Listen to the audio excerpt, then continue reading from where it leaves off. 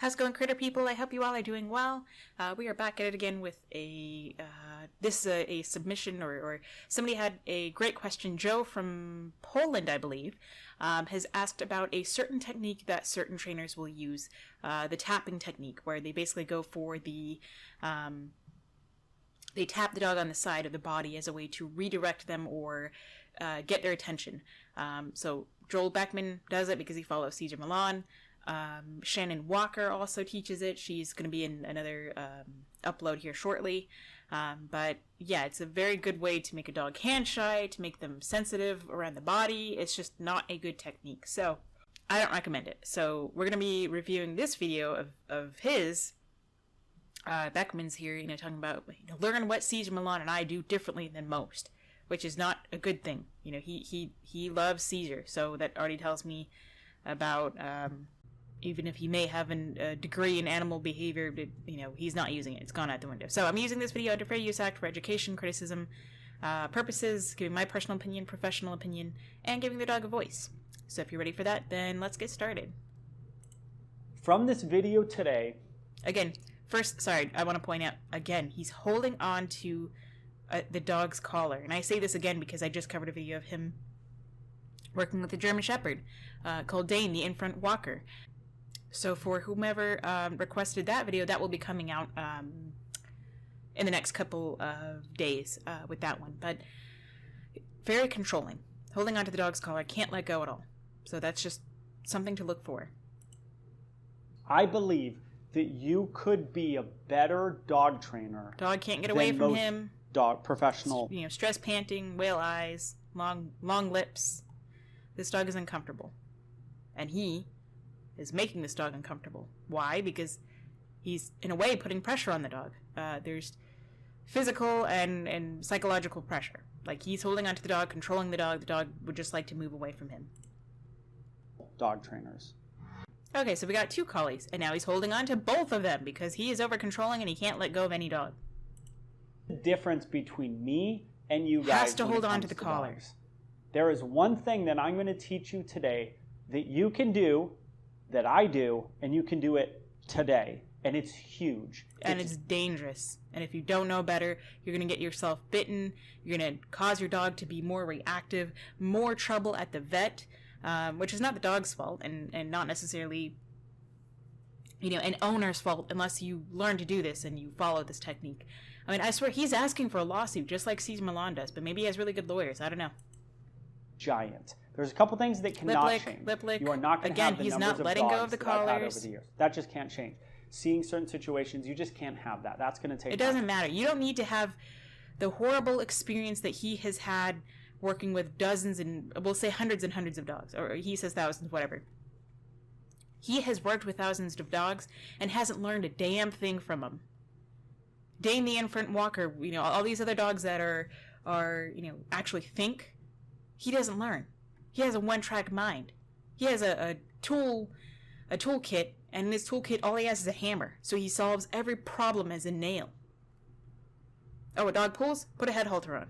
Oh, the dog's aggressive? Put a head halter on. Force him out, out, and let my bully of a Doberman, which is not the Doberman's fault, that's how he was raised. He was, he's a product of his environment. Let him bully other dogs, and okay, cool, they're fine. That's pretty much it. There's some other things that the experience with exotics and the schooling. It won't, because you threw that out the window. You have, you don't show that you've used any schooling. You don't show any learning from any schooling you've ever done. I don't care if you've worked with exotics. It doesn't matter. You suck with dogs. And I don't say this just to anybody. He harps on everybody else's case. He thinks he's all that. He's not. He can't work with dogs, and he sure as hell wouldn't be able to work with whales the way he does with dogs. Have that. But there is a big one that I'm going to tell you right now that you can both have whale eyes. Finally, he let go of this dog. God, just... Day. And guess where the dog went? Away from him. That's pretty telling. That is giant. I've never seen a video. This dog's only here because he's holding him. On it. It is the difference between good dog trainers and owners. What are you talking about? Actually, it's the difference between good dog trainers and dog trainers. From this video today, And that's his opinion, by the way. And you notice I'm not really sitting here, like, I hear what he's saying, but really, anybody can say any one thing and they do another. So if you're going to watch a dog training video, mute the video, watch it through once, watching your body language, and then you can listen to it a second time. Or listen to it, the first time, and then mute it and watch the second time, and watch the dog's reaction. Believe that you could be a better dog trainer than most professional dog trainers. By what, jabbing a dog in the side? That's idiotic. And dangerous. How to get rid of behaviors. But this isn't how to get rid of behaviors. You don't get rid of behaviors. I mean, yes, certain behaviors can become, you go through an extinction period and you try to redirect and reward other behaviors. But we're not just getting rid of a behavior of jumping. We're reinforcing more being calm, being on the ground, not feeling the need to jump. If they're reactive, we're not just getting rid of the reaction. We're teaching them to be comfortable and safe and trust us in that environment and not be over threshold, and trust that we will keep them safe and we can read them before they become over threshold. Sits and downs. Watch YouTube. Watch all these videos on sits and downs. It's easy. It's basic. Positive reinforcement. It's shaping. It's easy. See, he only ever sees positive reinforcement with tricks and obedience because he can't use it. I don't think he could use it at all, period. But he can't use it especially when it's most important with behaviors, with behavior modification, reactivity, human aggression, dog aggression, a bite history. He can't use it because he's not skilled in that. But he still hasn't let go of this dog. Okay, to life. This dog is so frustrated. This whole time they've had whale eyes. Look at that. Picture's worth 1,000 words. They're like saying, please help me. If it had a little thought bubble, please help me. Make this lunatic let go of me. Leave me alone. Poor little thing. A good dog trainer. And Cesar Millan did it really well. They did it differently. No, he's an idiot just like you are. If you follow him, you're just dangerous. Cesar Millan doesn't know anything. He's misguided and whatever. Everything he says about the pack leader and all that alpha nonsense is nonsense. Than me, but it's in the same ballpark. And I'm going to explain it right now. All right. So here it is, guys, and you can start this right away. Oh, this is Dante and Layla, by the way. He just touched her and she gave 2 lip licks. Or him, or whatever. And whale eyes. He just looks at them. Whale eyes. Are they good boys? What's your God, this dog is so nervous. He just looks at him and he starts lip licking, whale eyes. Look at that. He just makes eye contact. The dog is so nervous. Head goes down. He puts his hand on the shoulder. Very nervous dog. And guess what? He's not going to notice that. And because their ears went up, because he was like, oh, you good boy. Their ears went up once. He's going to say, no, this dog is happy. You're full of it. Oh. Ready? Interested to sniff. Finally, he let go. It's very simple. It is. And guess where the dog goes? Immediately it leaves him. That's a smart dog. You guys are such cute bubbies. Unique sound followed by a unique touch. There's nothing unique about... Oh, see? He leaves them alone. They come up on their own. This is the other dog. Unique sound and touch doesn't mean diddly squat. I mean, you can make a unique sound. I have a unique sound that I've learned to use as the recall for my Shiba. Sounds like I'm calling like a Bigfoot because I've used, COME and HERE and all these words, and I keep messing them up because I'm not consistent enough. So I can't blame the dog, so I made a special noise. Or you can use a whistle. The clicker is a specific noise when you pair it with something. So he's saying you're going to have the kind of like instead of the marker being yes or the clicker noise for you're going to get a reward, he's going to make a certain noise that will condition the dog to you're going to be punished now. So, and the unique touch is nothing unique. He's just jabbing them in a soft, sensitive part of their body. That is it. And by jab, I mean he uses his fingers, a point and a sharp poke. I'm going to repeat that. Oh, he did it. Oh, he's scared him. He's so cute. A unique sound followed by a unique He's touch. like, oh, hell no, I don't want... This dog's like, I don't want that unique sound and touch, hell no. Right? Yeah, but nobody does it. So start doing it. No, nobody does it for a reason, dude. You can't see that because you're blind. I mean, God, usually I say in the land of the blind, the man with one eye is king, but even he's blind. Jeez. Animal does There something. are none so blind as those who refuse to see, which is him. in every state. He's just fixed in his own way. Wrong, you are going to make a unique sound. I either say, hey, animal does something wrong, you are going to make a unique sound. Okay, I wanted to hear what he said. If the animal does something wrong, you don't need to correct the animal because it was your fault for allowing that to happen. Or if the animal does something that you don't like as a human, then teach them an alternate behavior. They don't know they're doing something wrong. They're a dog. They live in a human world. And each human's world is different. What you might find annoying, I might not have any problem with. Just like if I find barking annoying, pretty much any kind of barking, and other people really don't care. You know, people who have border collies or certain dogs that are just used to barking, it sets me off and it irritates me, but I don't get mad at the dog. I wouldn't have that type of dog, either that breed, or I would work to change that behavior. I either say hey or clap, it's Poppy, and then you're going to touch them differently. Not touch. You're going to jab. You're going to poke. You could even say punch or kick. You're going to hurt them, or at least startle them and scare them, and pair that with whatever behavior they did prior to it. But by the time they do a behavior and you use the hey or the clap or the whatever and then the touch, the dog is already confused what the heck happened. So, Dante, the touch differently. God, look at that poor dog. Of course he calls the more timid of the two. Coming over very slow, very rounded, top line and back end, and head way low. Really do is to the Grab back the of the collar neck. again. Oh God, no! Don't do You can feel that. their jawbone right about here, and you can touch them right here. Why? Why would you want to do that? That's a good way to get bitten, to teach the dog to bite, to teach the dog to not trust hands. When you go to grab the collar, the dog is going to be reactive. Either move away because they're fearful, or they can try to snap. You're going to make it so much more difficult for the vet or the groomer, or God forbid anybody else who watches your dog. This is I say that all the time, but this is one of the dumbest things I've heard. And he's easily promoting it. Which shows his ignorance. Or the unique touches with your hand at the flank. Those are the soft area right there. You don't need, there's nothing unique about it. He likes to act like he made up his own thing.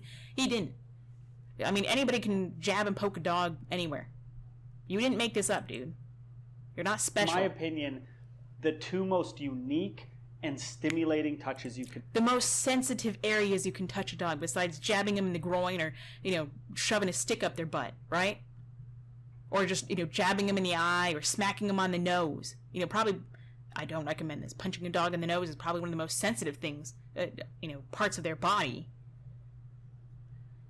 I mean, Jesus, he acts like, it's so special. I can move the dog this way. Why do you want to? If you need to move the dog, walk away.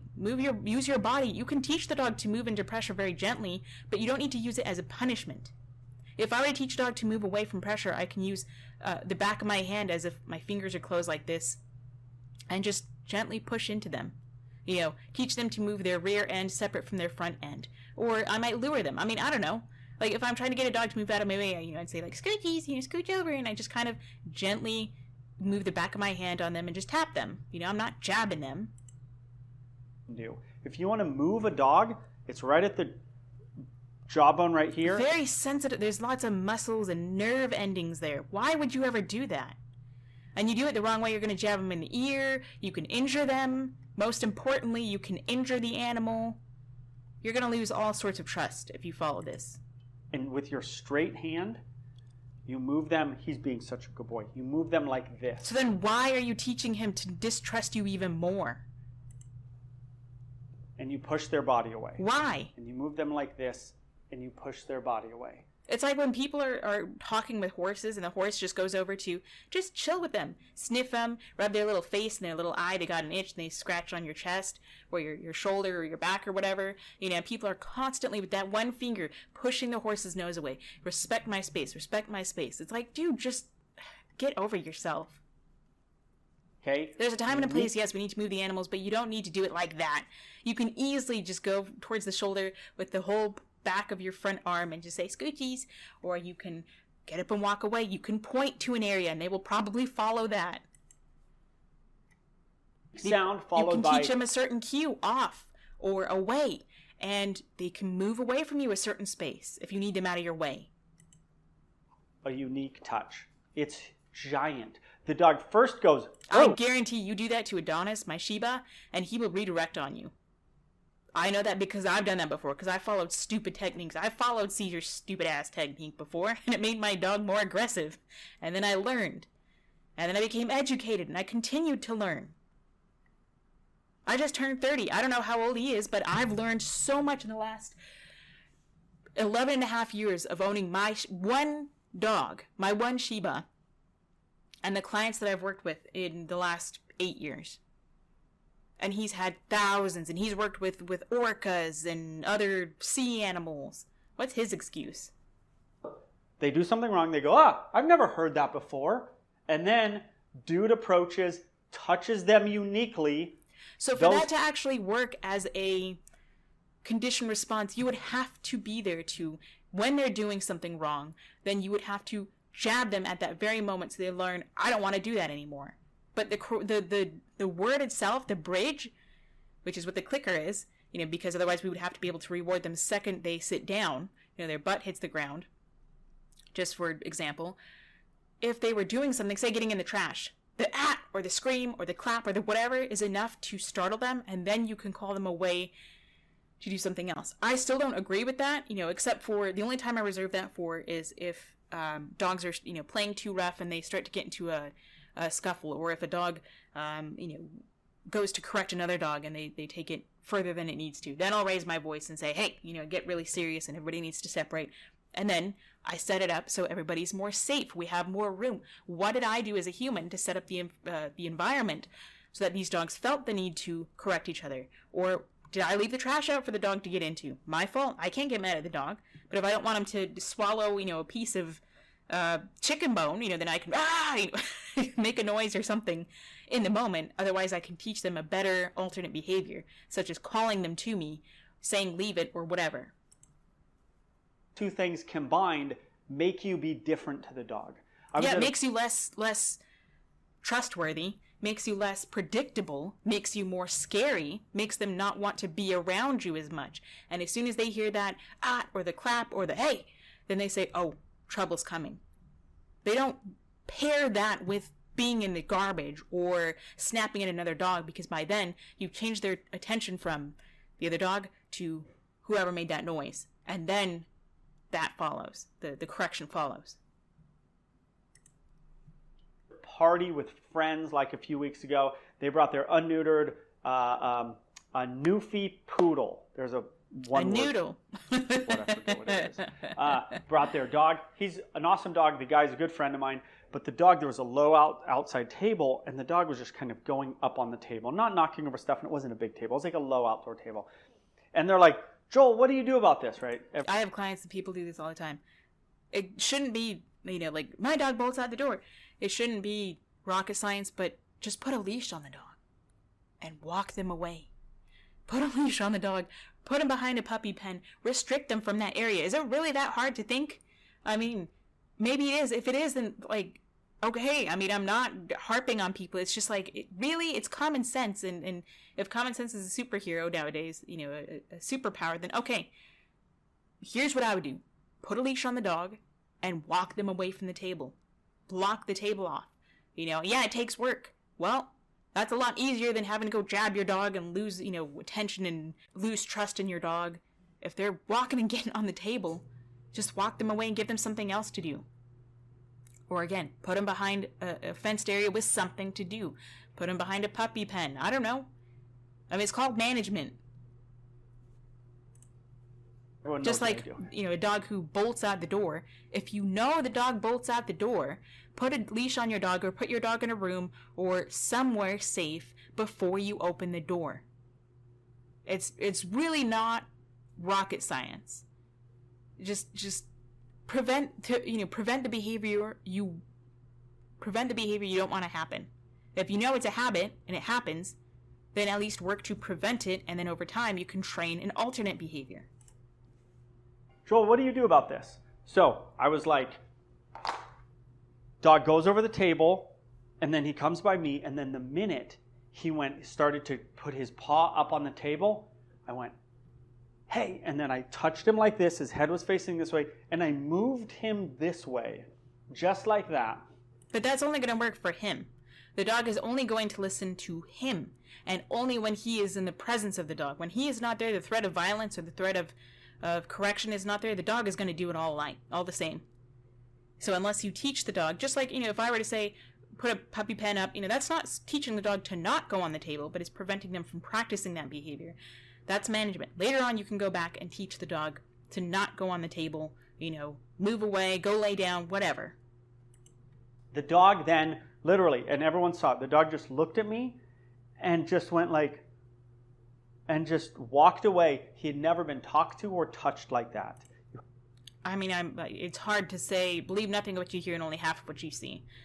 If these guys are these dogs that were here, which are not now nowhere near him, if they're any kind of an example of what dogs look like when they're around him, then I imagine the poodle probably had some, or the noodle, the Newfie poodle, had some whale eyes and walked away. Like, I don't trust this dude. Have to do things differently. Okay, you have to start. Yeah. It's called, again, management and teaching your dog basic manners.